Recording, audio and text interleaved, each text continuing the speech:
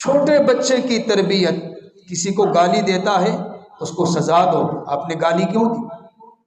بچپن سے اگر بدتمیز ہے تو اس کی اصلاح کرو، ورنہ آج وہ کسی اور کو گالی دے رہا ہے، کل بڑے ہو کر وہ آپ کو بھی گالی دے گا، اپنے باپ کو بھی گالیاں دے گا۔ اخباروں میں تو آپ نے دیکھا ہوگا، یہ میڈیا پر کتنی خبریں آتی ہیں آج کل، باپ نے بیٹے کو قتل کیا، بیٹے نے باپ کو قتل کیا، بیٹے نے ماں کو قتل کیا، بہن نے بھائی کو قتل کیا، بھائی نے بہن کو قتل کیا، بے شمار واقعات ہر روز۔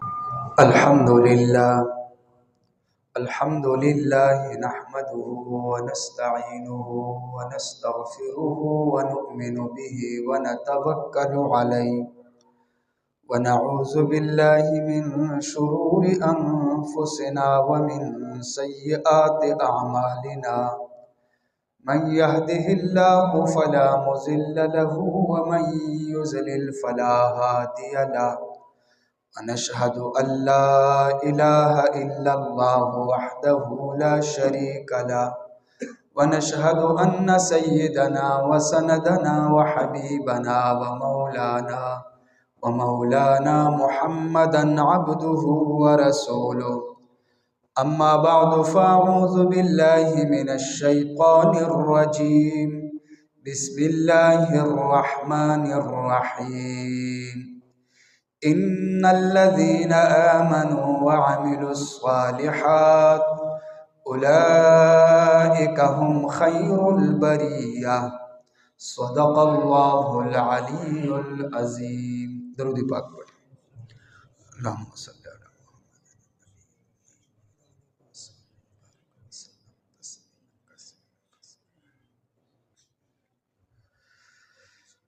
میرے محترم بزرگوں اور عزیز بھائیوں، میں نے آپ کے سامنے سورۃ البینہ کی ایک آیت تلاوت کی ہے، اور اس آیت میں یہ بیان ہے کہ بہترین لوگ کون سے ہیں۔ بہترین لوگ، ویسے تو ہماری فطرت ہے کہ ہماری کوشش ہوتی ہے کہ ہمارے ساتھ جس فرد کا بھی تعلق ہو وہ اچھا ہو اور بہترین ہو۔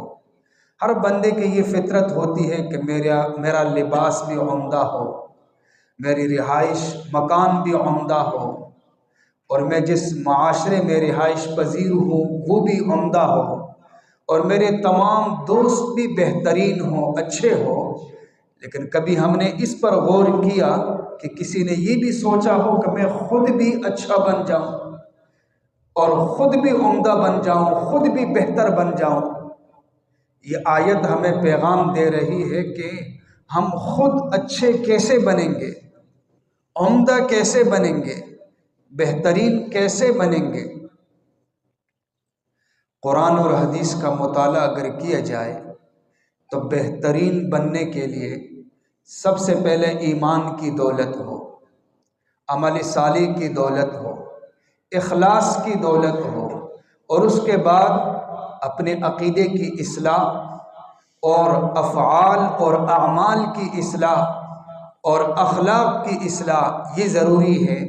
اور اس کے ساتھ ساتھ گناہوں سے بچنا اور دل کے اندر خدا کے خوف ہونا، جس میں یہ صفات ہے قرآن و حدیث کی روح سے، وہ بہترین لوگ ہیں۔ اب انسان کی مختلف حیثیتیں ہیں، باپ کی حیثیت، والد کی حیثیت، بیٹے کی حیثیت، شوہر کی حیثیت، خواتین میں سے ماں کی حیثیت، بیوی کی حیثیت، بہن کی حیثیت، مختلف حیثیتیں ہیں۔ اب اگر باپ کی حیثیت سے ایک آدمی ہے، والد ہے، تو اس کو یہ سوچنا چاہیے کہ میں بہترین والد بن جاؤں، اپنی اولاد کے لیے بہترین والد بن جاؤں۔ تو اس کے لیے پھر ضروری ہے کہ اس میں بہترین والد کے اوصاف بھی تو موجود ہونا۔ اور اگر بھائی کی حیثیت ہے تو اس کو یہ سوچنا چاہیے کہ میں معاشرے کے اندر اپنے بھائیوں کے لیے اور بہنوں کے لیے ایک بہترین بھائی بن جاؤں۔ تو اس کے اندر پھر ان اوصاف کا ہونا بھی ضروری ہے۔ اور اگر بیٹا ہے تو اس کی یہ فکر ہونی چاہیے کہ میں بہترین بیٹا بن جاؤں اپنے والد کے لیے، تو اوصاف کا ہونا بھی ضروری ہے۔ اگر شوہر ہے تو اس کے یہ فکر ہونی چاہیے کہ میں بہترین شوہر ثابت ہو جاؤں، اس کے لیے پھر بہترین شوہر کے اوصاف کو سیکھنا یہ بھی ضروری ہے۔ اب ایک آدمی والد کے حیثیت سے ہے اور اس کی یہ چاہت ہے کہ میں اپنی اولاد کے لیے بہترین والد ثابت ہو جاؤں اور بہترین والد بن جاؤں، اس کو سیکھنا پڑے گا کہ قرآن و حدیث کی روشنی میں بہترین والد کون ہے، کس کو بہترین والد کہا گیا ہے۔ اس کو قرآن و حدیث کے دروازے پہ آنا پڑے گا، اس کو سیکھنا پڑے گا، اور سیکھنے کے بعد عمل کرنا پڑے گا، تو پھر وہ بہترین والد بن جائے گا۔ بہترین والد کی پہلی صفت اگر آپ قرآن سے سوال کریں تو قرآن بتائے گا پہلی صفت یہ ہے کہ اپنی اولاد کی بہترین تربیت کرنے والا، اولاد کے عقائد کے اعتبار سے، اخلاق کے اعتبار سے، کردار کے اعتبار سے ان کی اصلاح کی کوشش کرنا تاکہ ان کی بہترین تربیت ہو جائے۔ سورہ بقرہ آیت نمبر 132 میں حضرت یعقوب علیہ السلام کا واقعہ ہے کہ موت کے وقت انہوں نے اپنے اولاد کو کون سی وصیت کی۔ اللہ تعالیٰ فرماتے ہیں ام کنتم شہداء اذ حضر یعقوب الموت، تمہیں پتہ ہے جب یعقوب علیہ السلام کی وفات کا وقت تھا، اذ قال لبنیہ، جب انہوں نے اپنے بیٹوں سے کہا ما تعبدون من بعدی، بتاؤ میرے جانے کے بعد تم کس کی عبادت کرو گے۔ یہ ہے اولاد کی فکر کہ اولاد کے عقائد کی اصلاح ہو جائے۔ اب موت کا وقت ہے اور ان کو فکر یہ ہے کہ میرے جانے کے بعد میری اولاد کی جو ہے، میری اولاد کا کیا بنے گا، دین کے اعتبار سے، عقیدے کے اعتبار سے۔ فرمایا ما تعبدون من بعدی، جواب آ گیا ان کی طرف سے قالوا نعبد الہک و الہ آبائک ابراہیم و اسماعیل و اسحاق، انہوں نے جواب میں کہا کہ جو آپ کا رب ہے وہ ہمارا رب ہے، اور جو آپ کے آبا و اجداد ابراہیم، اسماعیل اور اسحاق علیہ السلام کا رب ہے وہی ہمارا رب ہے، جن کی عبادت آپ کرتے ہو ہم بھی اسی رب کی عبادت کریں گے۔ عام طور پر ہم نے دیکھا ہے موت کے وقت والد کو فکر ہوتی ہے کہ میری اولاد کا کیا بنے گا، دنیا کے اعتبار سے کیا بنے گا، پتہ نہیں کہیں بھوک سے نہ مر جائے۔ لیکن جو اللہ والے ہوتے ہیں ان کو یہ فکر ہوتی ہے کہ دین کے اعتبار سے کیا بنے گا۔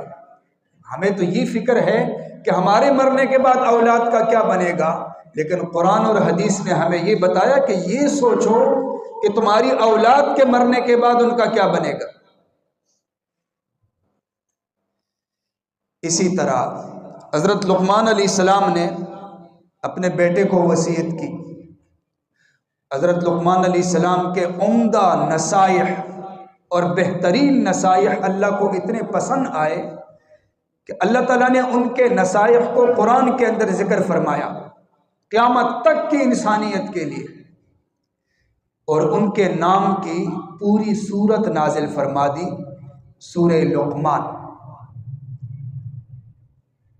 اور بتا دیا کہ اگر ایک والد مثالی والد بننا چاہتا ہے، بہترین والد بننا چاہتا ہے، وہ ذرا اس سورت کا مطالعہ کرے۔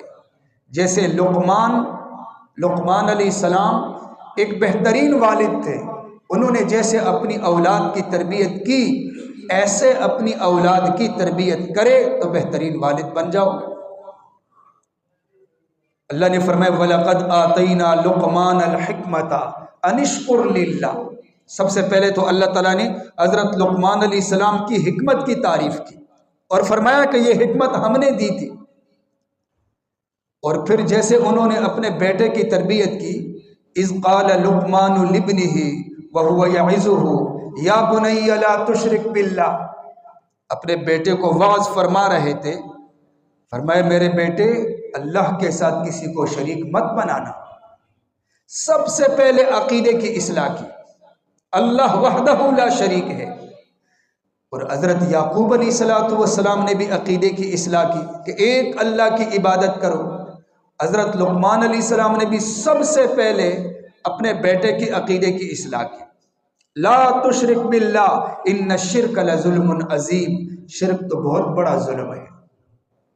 پھر فرمایا یا بنی انہا ان تک مثقال حبۃ من خردل فتکن فی صخرۃ او فی السماوات او فی الارض یأت بہا اللہ، میرے بیٹے آپ کیا سمجھتے ہیں ایک رائی کے دانے کے برابر بھی کوئی چیز، چھوٹی سی چیز بھی اگر آسمانوں کی وسعتوں میں گم ہو جائے یا چٹانوں کی وسعتوں میں گم ہو جائے یا زمینوں کی وسعتوں میں گم ہو جائے تو تم تو دوبارہ اس کو تلاش نہیں کر سکتے، لیکن وہ اللہ کے سامنے ہے، اللہ سے وہ چیز چھپ نہیں سکتی۔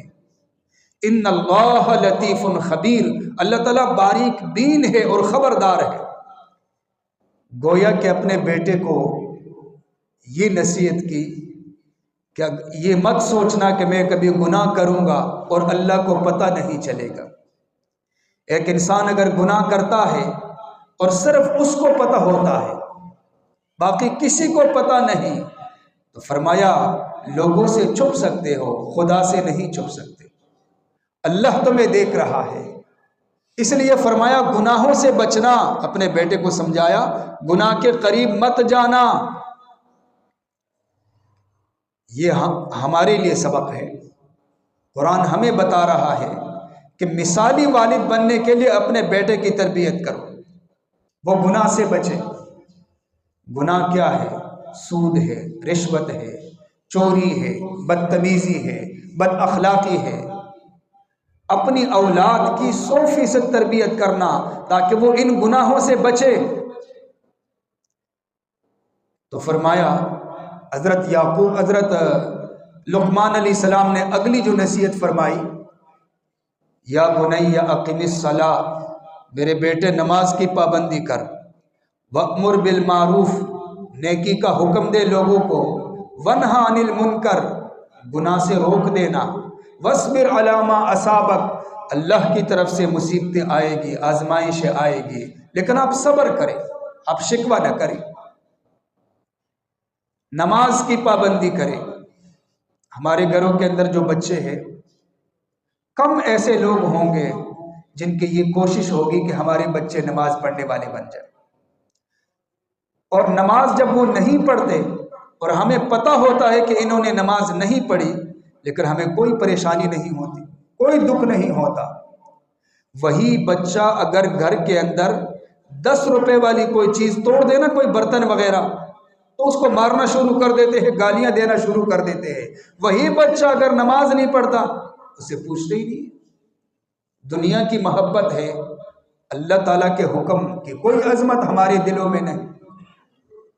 بچہ 7 سال کا ہو جائے، اس کو نماز کی تاکید کرنی چاہیے، نماز کا حکم، اور جب 10 سال کا ہو جائے اگر وہ نماز نہیں پڑھتا تو اس پر سختی کرنی چاہیے۔ لیکن ایک مسئلہ بھی ذہن میں یاد رکھیے گا، جو بچے مسجد میں آتے ہیں نماز پڑھنے کے لیے، وضو کا طریقہ سکھلانا، طہارت سکھلانا اور نماز سکھانا یہ ضروری ہے۔ یہ نہیں کہ صرف اس کو اٹھا کر مسجد میں لے آئے، اس کی تربیت بھی ضروری ہے۔ ہمارے ہاں یہ ہوتا ہے کہ یہ چھوٹے جو ہوتے ہیں نا، ان کو مسجد میں لے آتے ہیں، اور جو بڑے ہوتے ہیں وہ گلیوں میں پھرتے رہتے ہیں۔ تو بڑوں پر تو نماز فرض ہے، ان کو بھی مسجد میں لانا یہ بھی ضروری ہے۔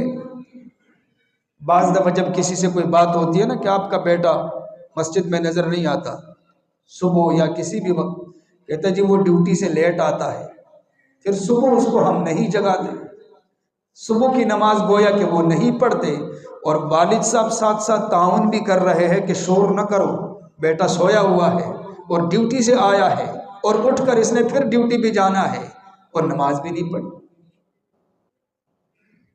ایک بہترین باپ کی حیثیت حاصل کرنے کے لیے یہ ضروری ہے کہ اپنی اولاد کی ایسی تربیت کرے کہ وہ صحیح طریقے سے نماز پڑھ سکے۔ اور اگلی نصیحت حضرت لقمان علیہ السلام کی اپنے بیٹے سے فرمایا، وَلَا تُصَعِّرْ خَدَّكَ لِلنَّاسِ، اپنے گال مت پھیلا لوگوں کے لیے، ولا تمشی فی الارض مرحا، تکبر کے ساتھ قدم نہ اٹھا، تکبر کے ساتھ مت چل۔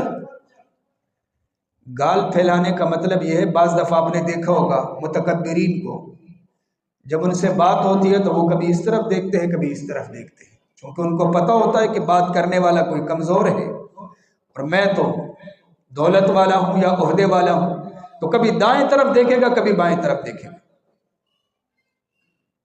اس لیے حکم دے دیا ولا تصعر خدک للناس۔ یہ باپ نے تربیت کرنی ہے بیٹے کی، بیٹے کو تو نہیں پتا، وہ تو اگر اچھے لوگوں کے ساتھ اس کی نشست ہو گئی تو اس کی تربیت ہو جائے گی، اگر برے لوگوں کے ساتھ اٹھنا بیٹھنا ہو تو کبھی بھی تربیت نہیں ہو سکے گی۔ اور ہمارے اس محلے میں تو تربیت کا نام ہی نہیں، بالکل فقدان ہے۔ ہمارے پاس ہی اوپر مدرسے میں پڑھتے ہیں بچے، حفظ کر لیتے ہیں، بعد میں دیکھتے ہیں یہاں قبروں کے پاس دائیں بائیں بیٹھے ہوتے ہیں، کوئی سگریٹ پی رہا ہے، کوئی کیا پی رہا ہے، کوئی کیا۔ اب حفظ کے بعد جب وہ مدرسے سے چلا گیا تو ماں باپ کے ہاتھوں میں ہے نا، وہ آگے ان کی تربیت کرے، جب گھر کے حوالے ہو گیا تو ختم۔ تربیت ضروری ہے، اور باپ اگر اپنے بیٹے کو سمجھائے کہ آپ دین کے لیے قربانی دینے کے لیے تیار ہو جائے، تو بیٹے کو آگے سے پریشان ہونا نہیں ہونا چاہیے، بیٹے کو آگے سے انکار نہیں کرنا چاہیے، بلکہ بخوشی باپ نے جو بتا دیا اس پہ عمل کرے۔ چاہے باپ کا مطالبہ ہو کہ آپ جان کی قربانی دے دیں دین کے لیے، مال کی قربانی دے دیں، تو یہاں باپ کی بات مانی جائے گی، شریعت کا حکم ہے۔ حضرت اسماعیل ذبیح اللہ کا واقعہ ہمارے سامنے ہے۔ جب ابراہیم خلیل اللہ نے خواب دیکھا اور اسماعیل ذبیح اللہ ان کا اکلوتا بیٹا ہے، خواب میں کیا دیکھا کہ میں اپنے بیٹے کو ذبح کر رہا ہوں۔ بیٹے کو بلایا، یا بنیا انی ارا فی المنام انی اذبحک فانظر ماذا تری، بیٹے میں نے تو خواب دیکھا ہے کہ میں آپ کو ذبح کر رہا ہوں۔ تو اب باپ نے اتنی مشکل بات کہہ دی، لیکن اللہ کی طرف سے حکم ہے، چونکہ وہ تو اللہ کے نبی تھے، اللہ کی طرف سے وحی تھی، بیٹا سمجھدار تھا، جواب میں یہ نہیں کہا کہ آپ کسی سے مشورہ کریں یا آپ کیا کر رہے ہو، آپ دائیں بائیں سے پوچھ لیں یا آپ کیا کر رہے ہو، اس کے متبادل کوئی قربانی دے دو، نہیں، جواب دے دیا یا ابت افعل ما تؤمر، ابا جان جو اللہ کا حکم ہے اس کو آپ پورا کریں، وہ تو اللہ کا حکم ہے۔ ستجدنی انشاء اللہ من الصابرین، ان قریب ستجدنی آپ مجھے پاؤ گے، میں صبر کرنے والوں میں سے ہوں گا۔ اور عجیب بات یہ ہے کہ جب ابراہیم خلیل اللہ ذبح کرنے کے لیے تیار ہو گئے تو اسماعیل ذبیح اللہ نے یہ سوچا کہ یہ تو میرے والد ہیں، اور جب ان کی نظر پڑی گی میرے چہرے پر تو شفقت پدری کہیں غالب نہ ہو جائے اور والد کے امتحان میں کہیں خلل نہ آ جائے، تو والد سے کہا کہ میری آنکھوں پر پٹی باندھ لے اور میرا منہ زمین کی طرف کر لینا تاکہ آپ کی نظر میرے چہرے پہ نہ پڑے، کہیں شفقت پدری غالب نہ ہو۔ اتنا تابعدار بیٹا کہ اس کو ذبح بھی کیا جا رہا ہے اور وہ کہہ رہا ہے کہ والد صاحب ذبح کرتے ہوئے کہیں آپ کو تکلیف نہ ہو، یعنی اتنی اس کی کوشش ہے کہ میرے والد کو تکلیف نہ ہو۔ بہترین بیٹا بننے کے لیے ہمیں قرآن کے ان واقعات کو سامنے رکھنا ہوگا۔ حضرت اسماعیل علیہ السلام کا یہ واقعہ ہمارے سامنے ہے۔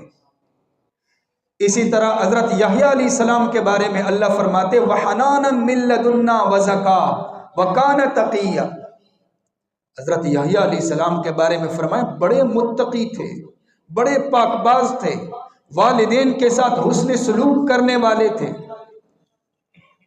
اور حضرت عیسیٰ علیہ السلام کا واقعہ، اللہ تعالیٰ کا فرمان ہے وَلَمْ يَجْعَلْنِي وَبَرًّا بِوَالِدَتِي وَلَمْ يَجْعَلْنِي جَبَّارًا شَقِيًّا، حضرت عیسیٰ علیہ السلام نے فرمایا اللہ تعالیٰ نے مجھے ایسا نہیں بنایا اللہ تعالیٰ نے تو مجھے ایسا بنایا ہے کہ میں اپنے والدین کے ساتھ حسن سلوک، میں اپنی والدہ کے ساتھ حسن سلوک کرنے والا ہوں۔ حسن سلوک، اللہ تعالیٰ نے حضرت عیسیٰ علیہ السلام اور یحییٰ علیہ السلام کی تعریف کی۔ یعنی اگر ایک بیٹا یہ چاہتا ہے کہ میں باپ کے لیے مثالی بیٹا بن جاؤں تو اس کے لیے ضروری ہے کہ سب سے پہلے باپ کے سامنے بے ادبی سے بچے، سخت لہجے سے بچے، ایسی کوئی بات نہ کرے جس سے باپ پریشان ہو۔ اتنے زیادہ حقوق ہے لیکن اس کے باوجود اگر باپ غلطی کی طرف جا رہا ہے تو بیٹے کے لیے یہ بھی لازم ہے کہ باپ کو روکے کہ آپ گناہ کر رہے ہو۔ وَإِن جَاهَدَاكَ عَلَىٰ أَن تُشْرِكَ بِي مَا لَيْسَ لَكَ بِهِ عِلْمٌ فَلَا تُطِعْهُمَا، اور اگر باپ بیٹے کو کسی گناہ کا حکم دے رہا ہے تو یہاں بیٹے کو حکم یہ ہے کہ باپ کی بات نہیں ماننی، قطعاً اس کی اجازت نہیں ہے۔ باپ اگر جائز امور کے اندر حکم دے رہا ہے تو وہاں اطاعت ہے، لیکن اگر وہ دائرے سے باہر نکل رہا ہے پھر اجازت نہیں ہے، پھر اس کی قطعاً اجازت نہیں ہے۔ اور جو اکثر ہم نے دیکھا ہے، ویسے اولاد کا فائدہ کیا ہوتا ہے؟ والدین کو راحت پہنچانا، دنیاوی اعتبار سے بھی راحت مل جائے اور آخرت کے اعتبار سے بھی راحت مل جائے، یہ فائدہ ہوتا ہے۔ لیکن ہم نے اپنے معاشرے میں دیکھا بعض گھروں کے اندر جو بچے ہیں وہ راحت نہیں، وہ تو مصیبت کا سبب بنے ہوئے ہیں۔ اس کی وجہ یہ ہے کہ ہماری تربیت میں کمی ہے۔ چھوٹے بچے کی تربیت، کسی کو گالی دیتا ہے اس کو سزا دو، آپ نے گالی کیوں دی؟ بچپن سے اگر بدتمیز ہے تو اس کی اصلاح کرو، ورنہ آج وہ کسی اور کو گالی دے رہا ہے، کل بڑے ہو کر وہ آپ کو بھی گالی دے گا، اپنے باپ کو بھی گالیاں دے گا۔ اخباروں میں تو آپ نے دیکھا ہوگا، یہ میڈیا پر کتنی خبریں آتی ہیں آج کل، باپ نے بیٹے کو قتل کیا، بیٹے نے باپ کو قتل کیا، بیٹے نے ماں کو قتل کیا، بہن نے بھائی کو قتل کیا، بھائی نے بہن کو قتل کیا، بے شمار واقعات ہر روز کے اعتبار سے۔ اس کی وجہ تربیت کی کمی ہے، تربیت کا فقدان ہے۔ ہمارے ہاں ہم نے دیکھا جو چھوٹا بچہ کسی کو گالی دے نا، باپ اور زیادہ ذرا خوش ہو جاتا ہے کہ بیٹا ڈرتا نہیں ہے کسی سے، گالی دینے والا میری طرح بہادر ہے۔ اس کو کوئی بہادر کہے یا نہ کہے، اپنے آپ کو تو ہر کوئی بہادر کہتا ہے نا، اس میں کوئی شک نہیں۔ تو کہتا ہے یہ میری طرح بہادر ہے یا میرے والد کی طرح، کسی سے ڈرتا نہیں۔ وہی بیٹا جب جوان ہوتا ہے تو اسی باپ کو بھی گالیاں دیتا ہے جب اس کی تربیت نہیں ہوتی، اور باپ کے سامنے بھی بدتمیزی کرتا ہے۔ وہ تو والد کی اپنی تربیت ہے، جو اس نے اس کی تربیت کی ہے وہی نتیجہ اس کے سامنے آتا ہے۔ تربیت کے لیے ایک خود توجہ دینا ضروری ہے۔ نمبر 2، برے لوگوں کی صحبت سے بچانا، یہ بھی ضروری ہے۔ بری مجلسوں کے اٹھنے بیٹھنے سے کوشش کرنا کہ وہ بری مجلسوں میں نہ بیٹھے، یہ ضروری ہے۔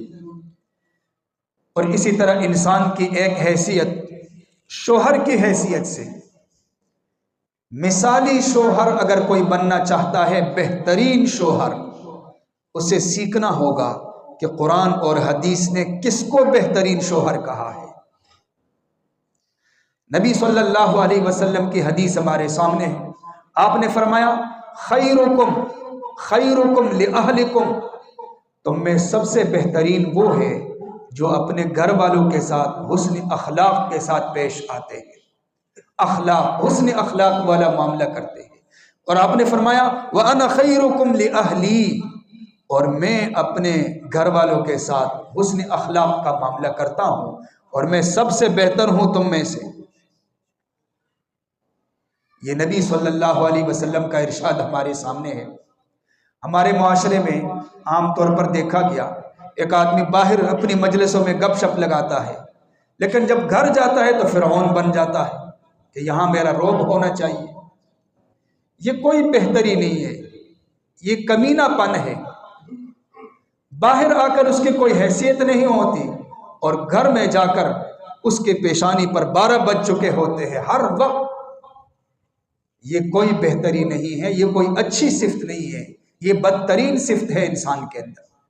بہترین شوہر اور بہترین گھر کا سرپرست بننے والا کہ وہ گھر کے اندر پیار محبت کا ماحول بنائے، جیسے نبی صلی اللہ علیہ وسلم کے گھر کے اندر پیار محبت کا ماحول تھا۔